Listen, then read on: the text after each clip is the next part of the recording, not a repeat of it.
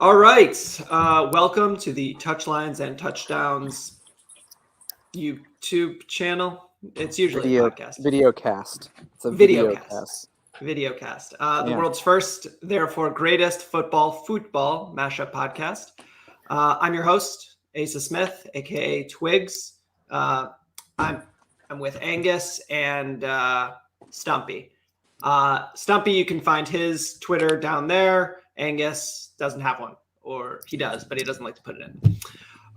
So boys, we had a game yesterday, and actually, you know what? I actually want to talk about another game before we talk about that game, in which a team in blue lost to a team in green due to an avalanche of rushing touchdowns. I'm of course talking about the Eagles humiliating the Lions. Yeah, that was a little tough to watch. Are they going to go 0-16? Oh, no, it's 17. 17, whatever. Yes. Yeah, they're going to go 0-17. I'm going to add good friend of the pod, Jonathan, and Tim just got here. Jonathan, Tim, welcome. Hello. We were talking about the big game in which the green team beat the blue team due to an inability of the blue team to stop the run. Of course, we are referring to the Eagles and Lions. That's correct. Yeah. Birds. The slightly less watchable game this weekend. I got to tell you, I don't know if it was Monday, Tim, where you sent me those text messages like, oh man, you don't understand how bad the Eagles are. They're going to lose to the Lions. And I was like, dude, it's the Lions. It's fine. the Lions. Yeah, I don't think I appreciated how atrocious they are. Like the fact that Eagles fans on Bleeding Green Nation were like, okay, there's 7 minutes left. Can we just mercy rule this? This is getting sad, guys. I don't think I've ever seen that before. They're terrible. Lions. I'm so happy I gave up my fandom for that. It's the Lions. There's not that much else to say. Yeah. There's not much to say about that game or that team. I think he throws. Well, good. I'll say it's challenging to be an out-of-market Lions fan because you can't watch any of the games. And so I tried subscribing to NFL Red Zone, and they never score touchdowns. And so you just get to watch maybe 2 or 3 Lions plays a week, if that. And So bad. See absolutely none of the Lions plays. So that's how it goes sometimes. I think that they picked a really good year to be awful given the amount of quarterbacks that are available in the draft. They picked the right year. So I'm excited about that. You're saying that this was a choice and it's not just who the Lions are. They didn't pick anything. They existed as the Lions and this happened. I mean, they traded away their quarterback who would lead them to at least 6 wins with this roster to a team. Fair. Yeah, that was a choice. I gotta say, I also feel like we were too hard on old Sean out there in Los Angeles. Winning as that many games with Jared Goff is apparently pretty impressive. It's like we've gone on a parabola with giving credit to Sean McVay. We were giving way too much and then seemingly not enough. And now we're equaling out into pretty good coach. God. So yesterday, Michigan State, honestly, to take a step back beyond the fandom and beyond all of our competing desires about how that game was going to go. That was one of the best college football games I think I've seen in a long time. Yeah. It was a pretty good college football game. No, the college football game I've ever seen was last weekend when Penn State went to 9 overtimes and scored 38 total. No notes. Yeah. It was the best one I'd seen in almost a week, as Greg notes. Yeah.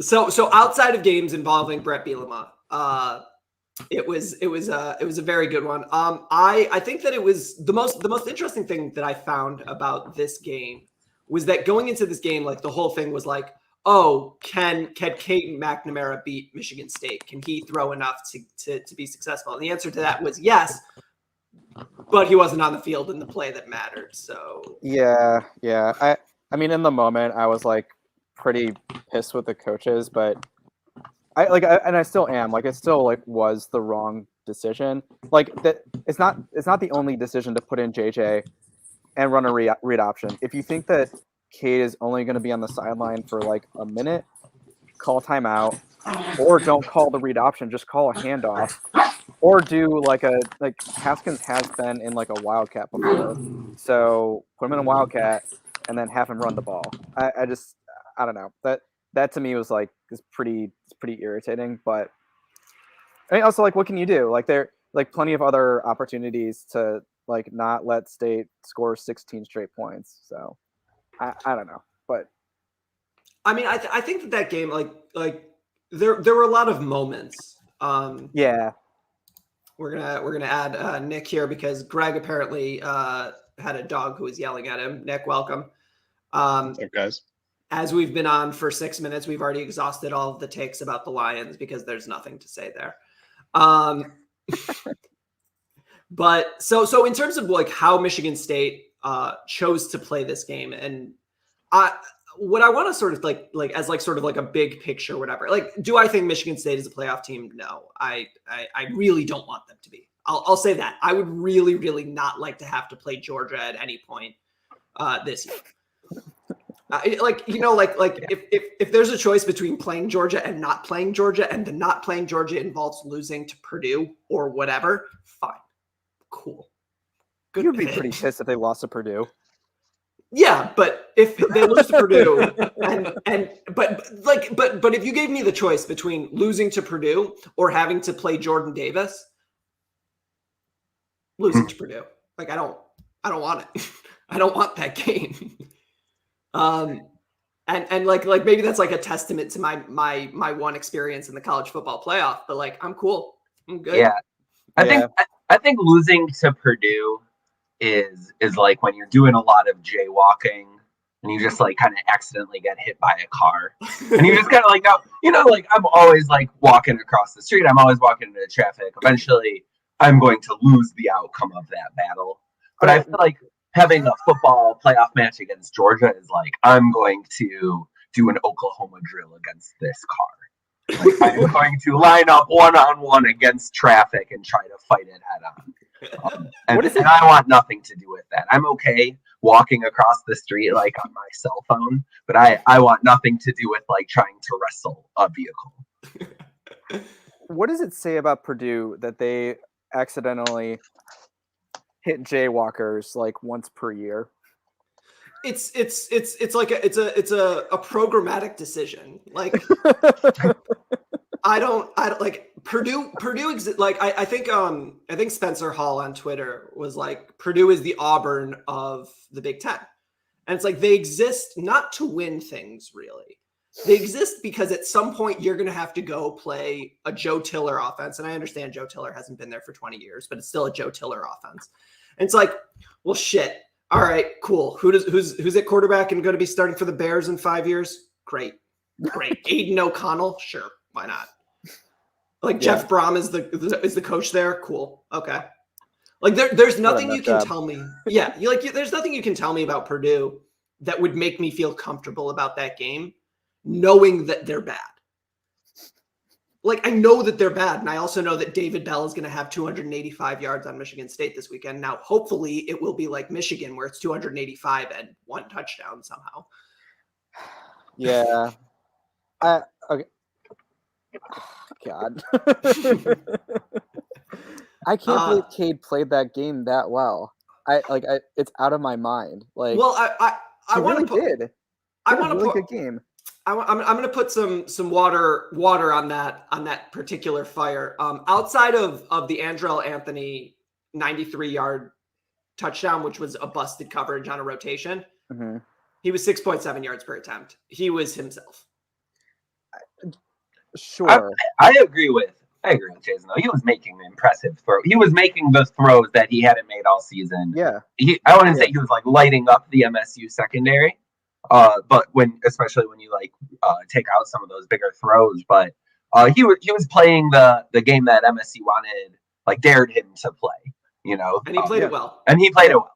And you could argue had he been on the field for those botched snaps, that one they probably wouldn't have ran a read option in that scenario, but he was playing the game, and I think like you can point to a lot of things about why Michigan lost that game, and to put any of it on the quarterback play, I think would be misguided. Yeah, So what I mean when I say that like he was himself at 6.7 yards per attempt, I think he's good. I don't understand why they're playing McCarthy. Like, and I think what it comes down to is it comes down to like the whole thing about Michigan. It's like you're not cool with who you are, and therefore you think that you need to do something better. And I call it the Drew Henson syndrome, where it's like you're good enough to go 10-2 and go to the Orange Bowl and lose to Florida or whoever. I assume it's Florida in the Orange Bowl every year. I understand that they just got Georgia, but like, whoever it is, like you're good enough to go into a BCS or a New York Six game because of your name. Fine. But by putting in JJ McCarthy, you're like, no. This is the guy who's going to beat Ohio State. And he's not. He's not. Yeah. I mean, I feel that. I think like it's a little tantalizing just because Cade is a redshirt freshman and JJ is a true freshman. So like you have to do a certain amount of things. Only a redshirt freshman. Yeah, he's only a redshirt freshman. Yeah. Oh, that's going to be some Aaron Kraft shit. He's going to be there for fucking ever. Oh god. No, because Harbaugh's going to screw up the QB situation. He's trying to keep JJ happy. Like he doesn't want JJ to transfer. Because like the talent level there is just like too tantalizing for Harbaugh to be like, well, this like other thing is still here and he's pretty good. And that's why we keep making like the JD McCoy joke, right? Because Cade is there. He is Matt Saracen. But then like you got JD McCoy behind him, who is also like has a ton of talent, but he's like way too immature to take on the role right now. So in this analogy, is Peyton Thorne Vince Howard? Is Peyton Thorne Vince Howard? I'm gonna say yes and move on. Yeah. So without getting into sort of like the bigger picture stuff, because Michigan State should be 10-0 when they go to Columbus and should be 10-1 when they leave Columbus. That's right. But like what I'm interested in here, without getting into like, that prognostication, that's not a word, that sort of forward-looking stuff, is like going around, like where are your expectations now for Michigan and Michigan State? Like at the end, at the beginning of the year, I think that I said 7-5 for Michigan State. I'm already wrong. I think I said 8-4 for Michigan, which I guess is possible. Anybody can lose to Indiana, I guess. I don't think they will, but so I think at this point I'm firmly 10-2 for Michigan State and a very, very nice trip to, I don't know, Orlando, Los Angeles. Yeah, Pasadena would be cool, but yeah. well, I guess it's possible. I mean, if they lose to Penn State's already got 2 losses. That it could happen. But also Nick or Tim, I don't remember which one of you had the ability to bet Michigan State plus 1,100 and then went into a tunnel. That would be me. That was pretty disappointing. Never been so sad to cross over the line from New Jersey to New York before. So I just blew my live betting opportunities for that game. I didn't think they were going to come back, honestly. That's why I didn't bet it. But I looked up the line when they were down 16. I mean, that was the time to get in on it. That sucks. All-time, I would say all-time bad beat, but Clemson. Oh, it wasn't a bad beat. I mean, I thought they were going to lose. I mean, that was for Tim.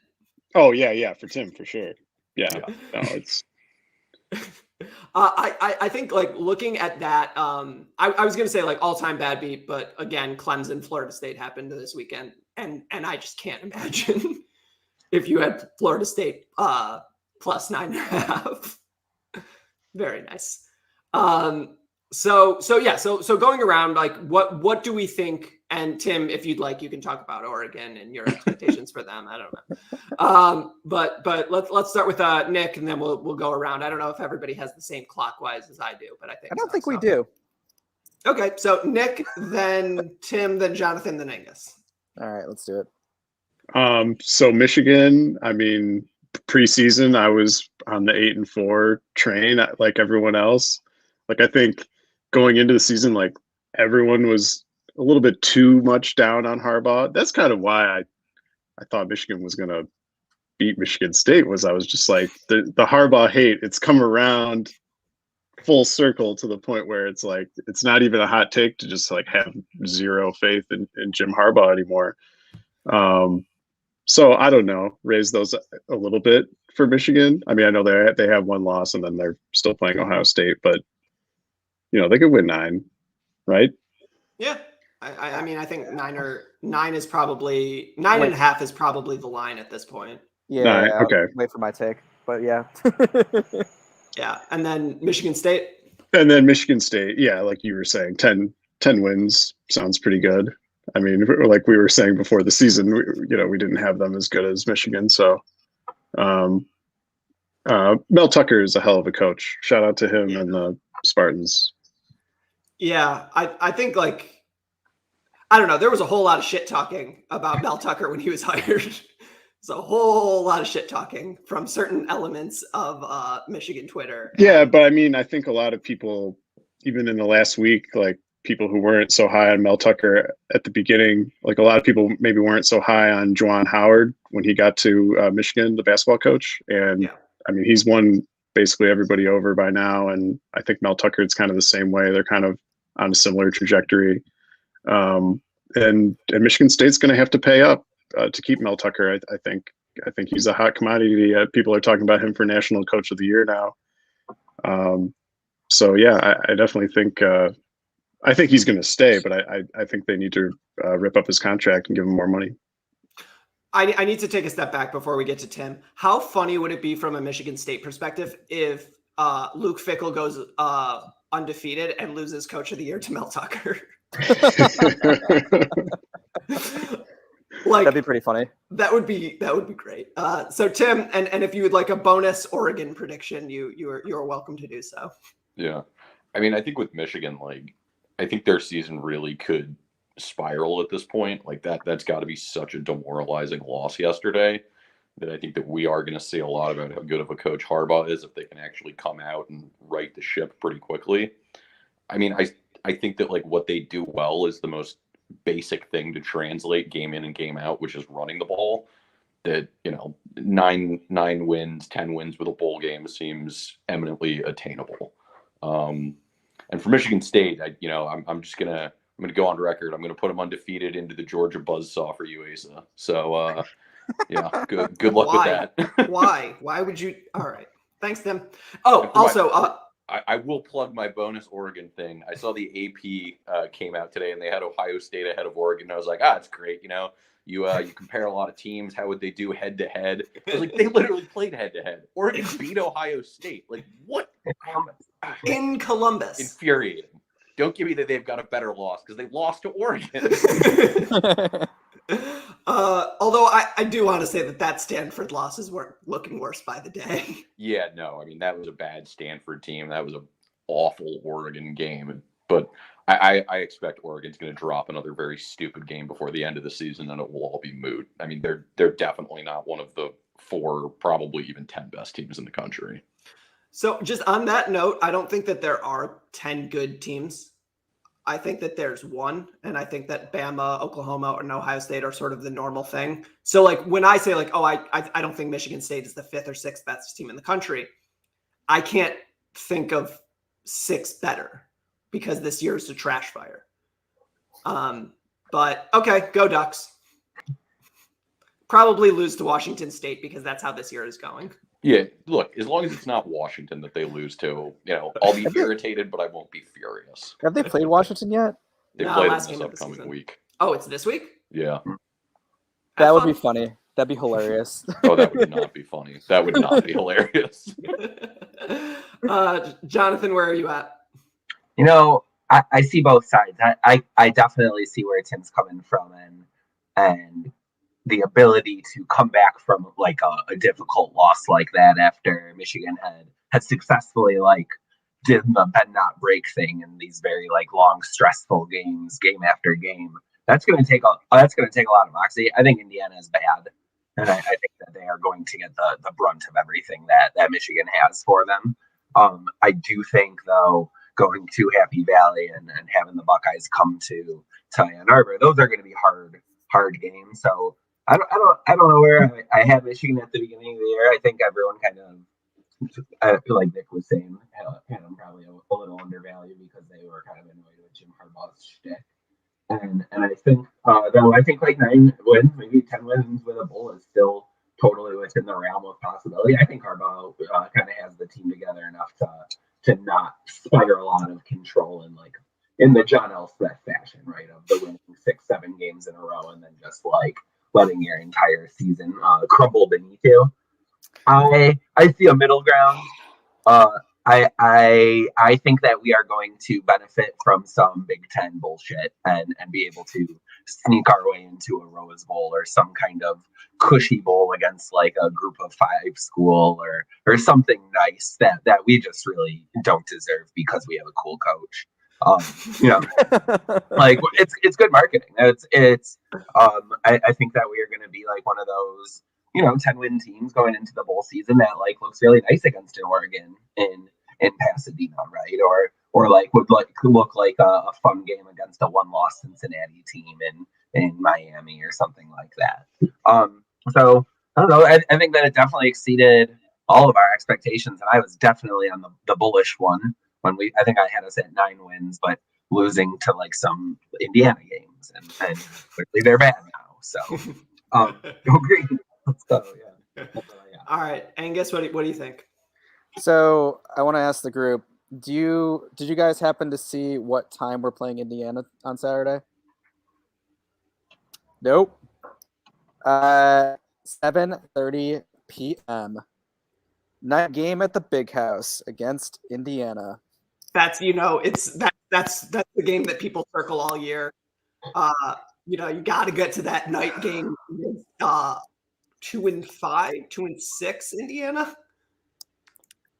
You think I under the lights of Michigan, tell. you think Indiana. I'm going to be at that game. I am so upset. It's going to be so cold, and I can't figure out if this is like ABC or someone being like, okay, like we get the game, so we're gonna make this the night game, or if this is Harbaugh being like, well, we're gonna do a night game because I think the guys are gonna be dejected, so we're gonna hype it up with a night game. This week is Bama LSU, right? Is it? Which means that CBS has a night game. It's this is a sacrifice. ABC understands it's not going to get viewers, so they're like, well, put on Michigan. We'll get the Michigan numbers. I would say too, it's your last like surefire winnable home game left in the year. So for recruiting purposes, being able to put together kind of one last night game environment, having the whole it's also they can't do the Ohio State game at night anyways. Probably. So yeah, I agree with 9.5. Like we're not going to lose to Indiana. I mean, if we do, then 8-win prediction holds strong. I think 9.5. Before the Michigan State game, I thought we had a good chance against Penn State, but I just Happy Valley at night. I don't see it. And Penn State looked good last night. They rebounded really well from their terrible game. Great game. I think 9.5 is pretty appropriate for Michigan. So I think sort of going forward, I think Michigan, I saw a stat the other day that shocked me, and it shouldn't have, but it did. Jim Harbaugh's winning percentage before the Michigan State game, 84%. He wins 84% of his games before he plays Michigan State. After, 51. Wow. So I don't know how much of that is at least one of those games is Ohio State every year. It's also just like the product of like where you are in the calendar. The games in Michigan schedule almost always at the end of the year. So like, yeah, like he doesn't do a good job of winning in November, but like, number one, there aren't that many games usually after the Michigan State game. But yeah, I don't know. But what that made me think of is that I think that for Harbaugh and for Michigan, I think that the Michigan State game, at least under D'Antonio and apparently under Mel Tucker, was almost like a service academy game, where it's like the game after is like it screws up your team because of how physical it is. Right. Or like the Alabama tax, where it's like Alabama doesn't beat you once, they beat you twice. Mm-hmm. Yeah. So I'm not saying that Michigan State is that good, but I think that there's so much emotion and so much energy that goes into the Michigan State game that that is difficult. But yeah, it's hard to rebound. What isn't Harbaugh's record against the rest? His record against like the rest of the Big Ten besides MSU and Ohio State is like 38-5. Like they're kicking the Big Ten's ass unless it's Michigan State and Ohio State. So like, I'm not really worried about, they can't win games after that. So they can't beat Ohio State and Michigan State. It's pretty, and they can't beat top 10 teams on the road. I mean, it is what it is. I mean, they've had chances and they don't win. And I think it's someone pointed out, and I don't remember who it was, but about how it is Jim Harbaugh is the most successful coach without a marquee win that anybody can think of, because he wins. I mean, his average win is like 9 wins at a Michigan. season. At Michigan. Yeah. I mean, like but like even coaches of his success, they don't stick around if they don't get marquee wins. Like if you had a coach at Nebraska, who could never beat anybody but won a ton of games, they fire him. Now, granted, they end up with Scott Frost, which is terrifyingly sad. I don't know if you guys saw that. Bill Connolly does like the post-game win expectancy. Nebraska should have beaten Purdue 93% of the time. It's like it's getting sad for Scott Frost. But like the thing is that like Jim Harbaugh is so successful, yet he can't beat the teams he needs to beat. But I think that they go 10-3 this year. I think that they either they beat Penn State and they lose against a good team in a bowl game, or they lose to Penn State and they beat up on like a Iowa State in like the Alamo Bowl or something like that. Or a Tennessee in the Outback Bowl, whatever. As for Michigan State, I actually do. I have Michigan State at 10-2. I think that they lose to Ohio State. I think that they lose to Penn State. I think that game after the Ohio State game will be a really, really deflating loss. And I think that like, as much as everybody's going to be like, well, all of our goals, like they're not, your goals are not in front of you. It is what it is. So I think that Ohio State beats Michigan State twice. How apropos would it be? And like, I actually fully expect this to happen if Michigan plays Notre Dame in a bowl game. Oh, I would love that. I think that would be so funny. I think that would be great. I think do that. If it's possible, I actually think both administrations would be openly lobbying for it, because like they never wanted to. What? Yeah, one of the Florida bowl games has like a Notre Dame /ACC versus Big Ten. Yep. Oh, it's the Pinstripe Bowl. Never mind. Oh. Which would be great in a different way. Like if somehow both teams crater so hard that they end up in Pinstripe Bowl territory. Yeah, at Yankee Stadium. Yeah, that'd be really stupid. Who doesn't want to play a football game in Yankee Stadium? I mean, Yankee and Wrigley, those are the two best stadiums to play a game, right? Oh, yeah. Seriously. Although notably, the first look that Michigan State got at Kenneth Walker III, 2019 Pinstripe Bowl. I was going to say, can we get a better segue than the 2019 Pinstripe Bowl? I do want to say before we sign off here, because this is a 30-minute special episode of the Streamcast video pod, whatever. Can we imagine how good Wake Forest would be if Kenneth Walker III was there? Would they Like- beat Georgia? They wouldn't beat Georgia. No, they wouldn't beat Georgia. no. But they're gonna go 12-0 because the ACC is real bad, and the only game that they have left that's difficult, they go to NC State, which is a I was win. gonna UNC. say, don't sleep on them going to NC State. NC State is where undefeated teams from the ACC go to die. Traditionally, Florida State, but we're in a weird year. Okay, so I think we all sort of looked at that, right? A notable addition. One more thing is I want to give a lot of credit to the Michigan secondary. I think that they handled Jaden Reed and Jalen Naylor as well as they could have. Both of them ended up with 75 plus yards. But I think that they didn't have those like, oh dear God, plays that they seemingly have twice a game. Yeah. So a lot of credit there.